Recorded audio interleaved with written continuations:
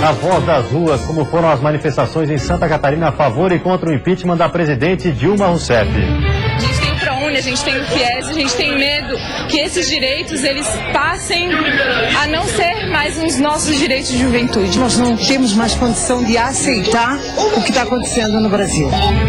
No cenário político, a participação da bancada catarinense na Câmara, onde a maioria votou pela continuidade do processo no Senado Federal. Para honrar a ampla maioria da vontade do povo catarinense e para dar uma chance ao Brasil, voto sim. Para quebrar a espinha dorsal desta quadrilha, eu voto sim, senhor presidente. Perigo pela internet. Polícia flagra a comercialização ilegal de sibutramina através das redes sociais. Mesmo com a liberação da sibutramina, não basta vir à farmácia e comprar o produto. É necessário uma receita especial com o nome do paciente. Este documento fica retido na farmácia e depois é encaminhado para a Anvisa, um controle especial que acabou incentivando o surgimento de um mercado clandestino da substância. E ainda no futebol, Joinville vence a Chape na Arena Condá e garante vaga na final do Campeonato Catarinense. O Band Cidade desta segunda-feira já está no ar.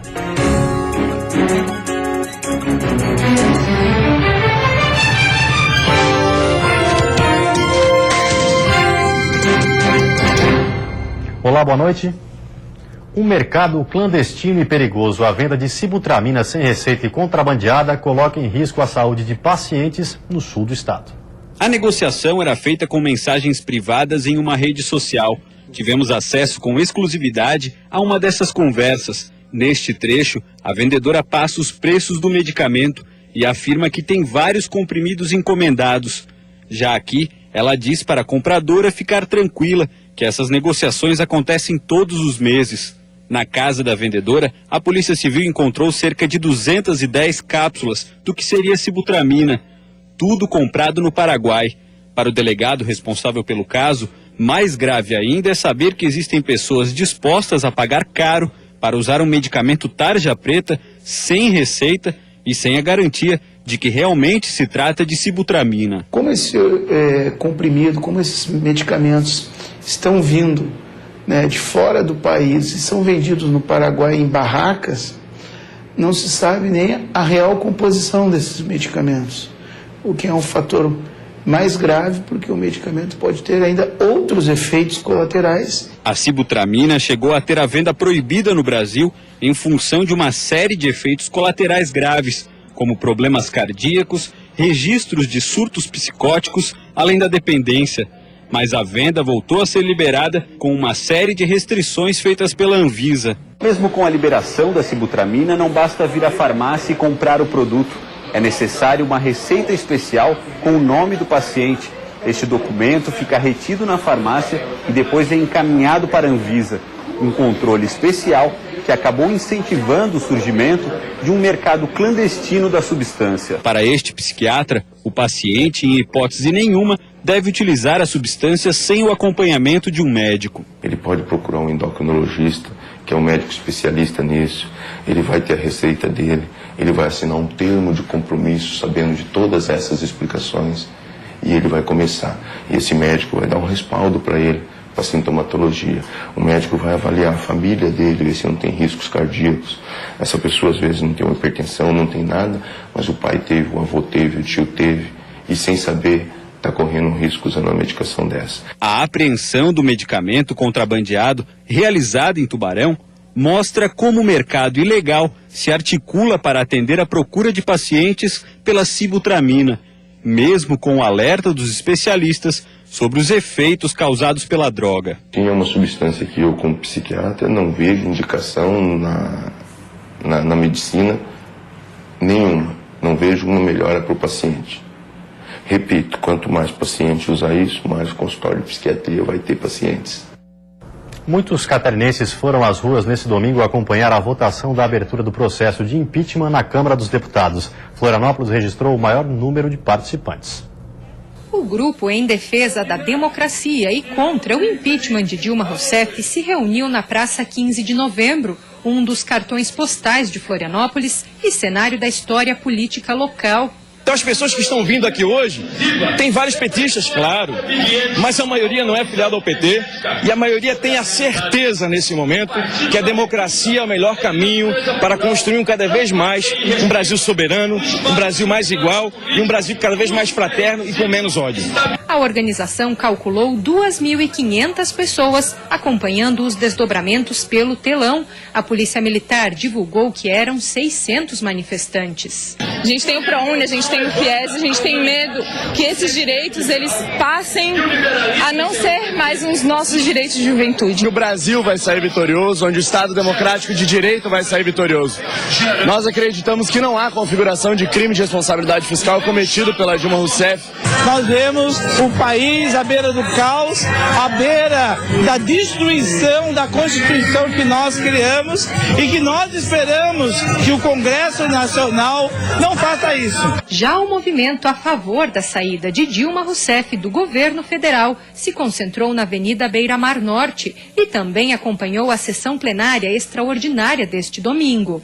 Michel Temer foi eleito vice-presidente com os votos do PT, Eduardo Cunha foi eleito presidente da Câmara com os votos dos parlamentares.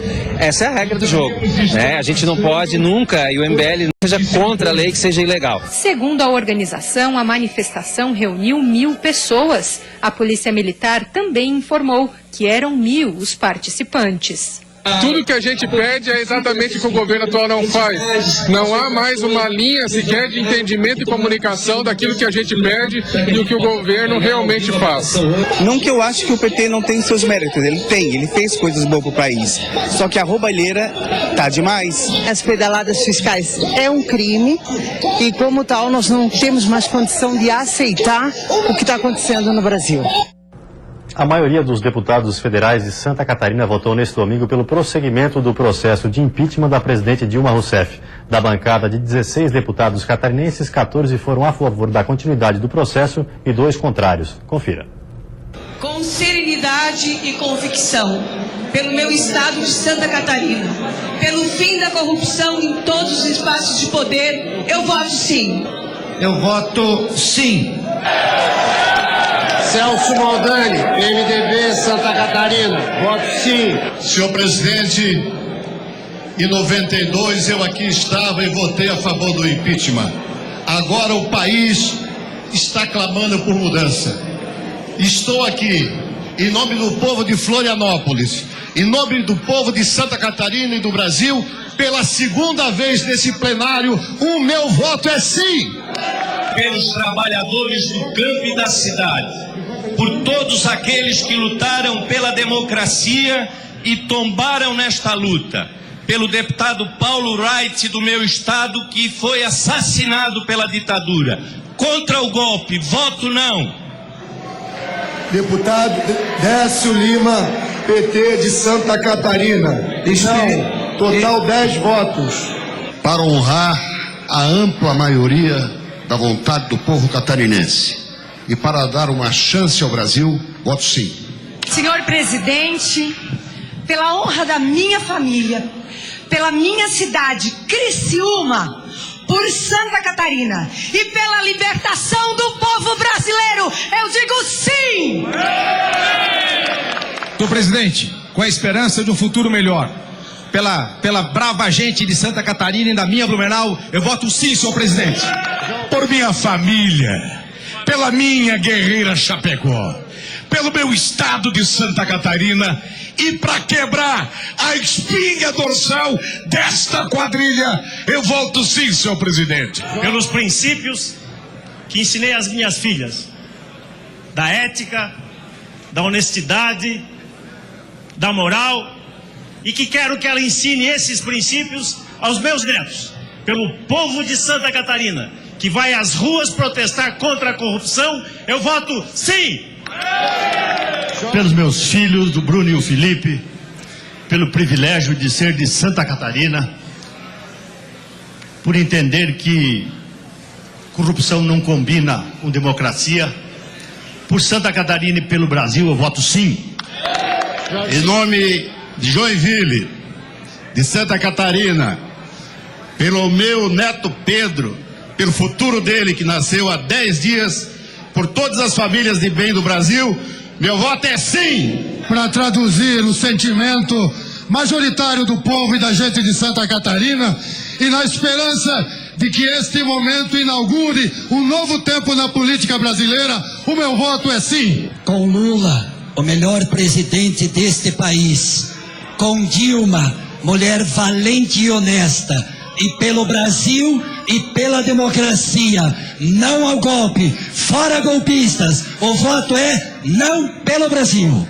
Pelo Brasil, pela cidade de Tuporanga que me adotou, por Nova Trento, aonde eu nasci, por toda Santa Catarina, pela mudança do Estatuto do Desarmamento, pelos nossos agricultores e pelo fim da corrupção no Brasil, eu voto sim! Pela minha cidade, Criciúma, pela maioria do povo do meu estado e por uma esperança para o Brasil, voto sim! Por todos aqueles brasileiros que foram enganados por esse governo, por Santa Catarina, pelo meu oeste catarinense, por Xanxerê, por Chapecó, por todos aqueles que produzem trabalho nesse Brasil, pelos nossos agricultores que nos alimentam todos os dias, porque se o agricultor não planta, ninguém almoça nem janta. Sim, senhor presidente. Total 44. E você vai ver depois do intervalo inaugurado o Centro Municipal de Educação Ambiental de Florianópolis e também liberada a licença prévia para a construção do trapiche do bairro João Paulo, na capital.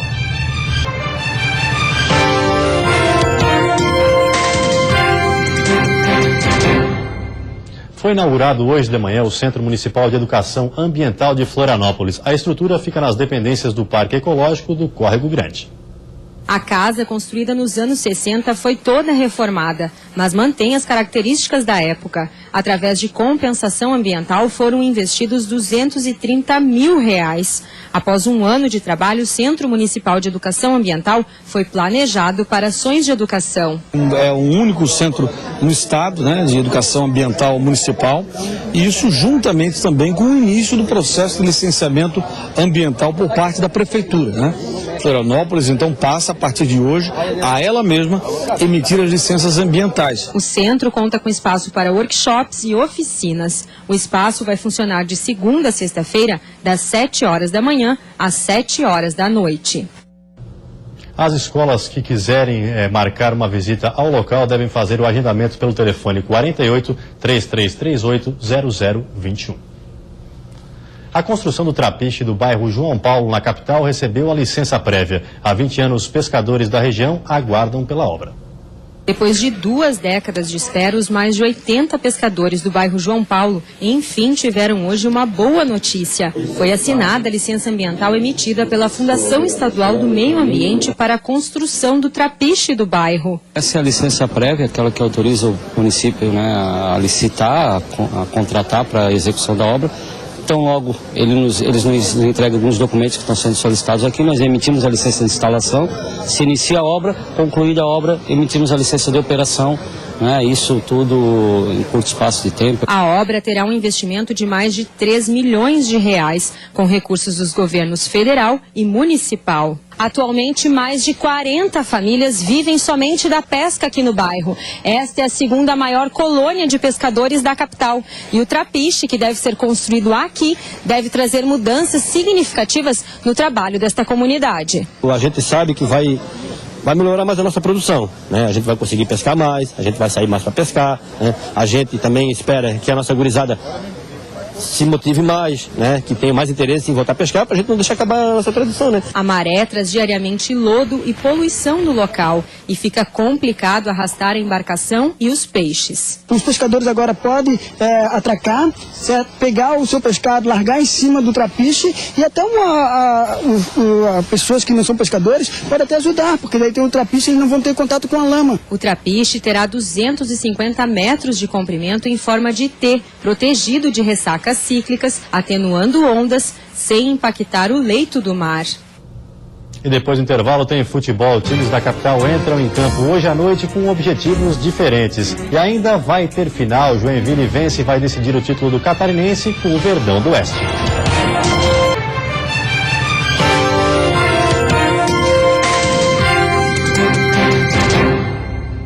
Futebol, o Campeonato Catarinense 2016 vai ter uma final. O Joinville surpreendeu a Chapecoense e conquistou o retorno jogando na Arena Condá. Uma tarde muito quente no oeste do estado. Mesmo assim, os torcedores compareceram na Arena Condá para acompanhar a Chapecoense. Em campo, em menos de 2 minutos, após essa cobrança de falta de Juninho, Rafael de cabeça abriu o placar para os visitantes. A Chapecoense respondeu com Bruno Rangel, mas a zaga adversária trabalhou bem e Agenor, inspirado, afastou o perigo. Ananias apareceu livre na área e chutou para o gol, mas Agenor defendeu. Uma das esperanças dos torcedores do Verdão era que após a parada técnica o jogo melhorasse. A chance chegou com Kleber Santana, que cobrou falta, mas o William Thiego não aproveitou. No segundo tempo, após essa cobrança de falta, Neto segurou Rafael. Pênalti. Bruno Aguiar cobrou e contabilizou o segundo para o Joinville. Não demorou muito e Rafael Donato balançou a rede pela 3ª vez para o time do norte do estado. Diego Bujek descontou para o Verdão do Oeste em um gol contra. Uma das melhores jogadas da Chape veio com o Maranhão, que passou para Johan, que mandou para o gol, mas a bola não entrou. Fim de partida na Arena Condá, Chapecoense 1, Joinville 3. Nós temos que melhorar, nós somos conscientes que não fizemos o que a gente teria que fazer, mas vai ter final. Tem 2 jogos aí, tem um tempo para se trabalhar e vamos ver o que vai acontecer. Eu não posso deixar de destacar a força do meu grupo, é um grupo maravilhoso, que tomou pancada, e você às vezes vê a força de um grupo na dificuldade, ele coloca a cabeça no buraco e não consegue sair mais. Então nós trabalhamos, mas o grupo reagiu. Brusque e Internacional de Lages ficaram no empate sem gols. Veja como foi. Os gols só saíram no segundo tempo. Assis cruzou e Giancarlo de cabeça fez 1-0 Brusque. Também de cabeça, Valdo Bacabal foi buscar o empate para o Inter. Fim de jogo. Os dois times da capital entram em campo hoje com objetivos diferentes. Para o Avaí, a vitória é fundamental. No estádio da Ressacada, o Avaí recebe o Guarani de Palhoça num jogo de luta pela sobrevivência. O Leão está na lanterna do retorno sem nenhum ponto marcado e precisa de um bom resultado hoje para afastar o tal fantasma do rebaixamento. Na classificação geral, o Leão é o 8º colocado com 17 pontos. O time responsável por conquistar a vitória vai ter 3 mudanças em relação ao clássico, todas por suspensão. Judson vai sair para a entrada de João Felipe. Vitor Costa dá lugar a Lovati na lateral esquerda. E para a vaga do zagueiro Gabriel, o técnico vai decidir entre Henrique e Célio Santos. Mesmo sendo uma partida decisiva, Silas parece tranquilo e disse que passou uma mensagem bastante otimista aos jogadores. Falei para eles, alegria para jogar, mesma alegria que teve lá no jogo do Figueirense. É um jogo decisivo? Mas eu disse para eles que poucas pessoas ganham para fazer o que gostam, o que amam. E nós estamos nesse grupo. Então, muita alegria e, lógico, a responsabilidade, mas futebol é alegria. O Guarani de Palhoça, com 10 pontos, é o 7º colocado do retorno, mas na classificação geral está na última posição com 14 pontos. Por isso precisa da vitória nas 2 últimas partidas para escapar do rebaixamento. Outro time na beira do abismo é o Camboriú, que recebe o Figueirense hoje à noite. A equipe também tem 14 pontos na classificação geral, precisa vencer os 2 últimos jogos e ainda torcer por outros resultados. O adversário é o Figueirense, que está na 5ª colocação geral com 22 pontos e não corre risco de rebaixamento. Mas o sonho do tricampeonato acabou para o Alvinegro. É hora de virar a página e pensar em Copa do Brasil e Brasileirão. O objetivo no jogo de hoje contra o Camboriú e no domingo contra o Metropolitano é muito claro, buscar a evolução da equipe. Por isso, quem não vem atuando muito vai ter oportunidade de mostrar seu futebol. O Figueirense vai com um time misto para o duelo no Robertão. No complemento da 8ª rodada, Metropolitano e Criciúma jogam na quarta-feira às 8 horas da noite em Jaraguá do Sul. E a seguir, servidores públicos de Lages aguardam reajuste salarial e não descartam greve para pressionar a prefeitura. E ainda atenção, eleitores, aos prazos da Justiça Eleitoral que encerram no início do próximo mês.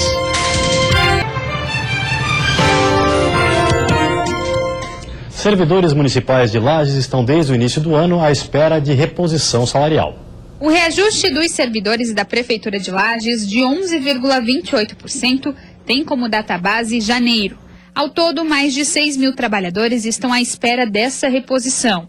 De acordo com o presidente do Sindicato dos Servidores Municipais, a primeira proposta foi entregue à administração em fevereiro. Mas 2 meses se passaram e até agora nada de negociação. A dificuldade nossa é muito grande. O prefeito realmente não nos atende, a gente está cansado e o nosso servidor não quer saber disso, quer saber do aumento, né? Quer saber do aumento não, reposição. Uma reunião deve acontecer esta semana e a preocupação dos sindicatos é de que as negociações comecem o quanto antes, já que nos últimos anos a prefeitura não pagou os meses retroativos da reposição. E o medo é que, mais uma vez, essa situação se repita. A gente está aí com 4 meses de atraso, sem contar nos outros anos que não houve o reajuste, que se for considerar que nos outros 2 anos também não foi retroativo, a gente tem 1 ano de perca de reajuste e é o mínimo, né, que a gente espera, é ser recebido, é ser respeitado enquanto sindicato. De acordo com a Secretaria de Comunicação, a administração só irá se manifestar após a reunião de quarta-feira, onde devem ser discutidas as propostas. Por conta desse momento econômico em que o país vive, a prefeitura vem encontrando dificuldades de aplicar essa reposição de mais de 11% no salário dos servidores. Por enquanto, os sindicatos estão tentando reverter essa situação através do diálogo. Mas, segundo a presidente do Sindicato dos Professores Municipais, se não houver nenhum avanço, uma greve não está descartada. Partindo do princípio da possibilidade de não chegarmos a um acordo, vamos estar chamando, então, toda a categoria para uma assembleia, então, logo no início da próxima semana. E a categoria, então, juntos vamos, então, decidir qual será os próximos encaminhamentos. Encerra no dia 4 de maio o prazo para o cadastramento eleitoral em todo o país. Apesar do processo oficial da biometria já ter sido encerrado, os eleitores ainda podem evitar prejuízos. Para isso, é preciso respeitar a data limite que contempla outras atualizações, como o primeiro título eleitoral, transferência de município, alteração do local de votação e prestação de informações por pessoas com deficiência sobre suas necessidades para acessar a sessão eleitoral. A Justiça alerta que a capacidade de atendimento dos cartórios é limitada e que, por isso, os eleitores devem procurar o quanto antes. Com relação à biometria em Florianópolis, 85,5% do eleitorado já realizou o cadastro. Em Joinville, o percentual é de 85,4%. Em São José, 88,1%, Palhoça, 90,8% e Blumenau, 86,7%. Para tanto, os eleitores devem comparecer aos cartórios eleitorais com documento oficial de identidade com foto, comprovante de residência e, no caso do primeiro alistamento, os homens maiores de 18 anos devem apresentar também quitação militar. As cidades em que a biometria é obrigatória nas eleições são Biguaçu, Blumenau, Florianópolis, Palhoça, São José e Joinville. O prazo para a atualização da biometria encerrou no dia 22 de março, mas o Tribunal Regional Eleitoral alerta que os eleitores ainda podem comparecer nos cartórios eleitorais. Depois disso, o eleitor sofrerá as sanções previstas como cancelamento do título, suspensão do CPF e até o bloqueio da conta bancária.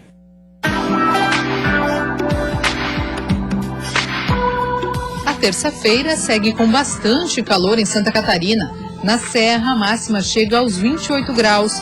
No litoral norte, dia com poucas nuvens e máxima de 33. No Vale do Itajaí, na Grande Florianópolis, dia ensolarado com predomínio das nuvens em alguns períodos. A máxima chega aos 34 graus. No sul do estado, terça-feira bastante quente, com termômetros chegando aos 36, assim como no oeste, onde pode fazer até 35 graus. E você fica agora com o Jornal da Band. Uma ótima noite a todos e até amanhã.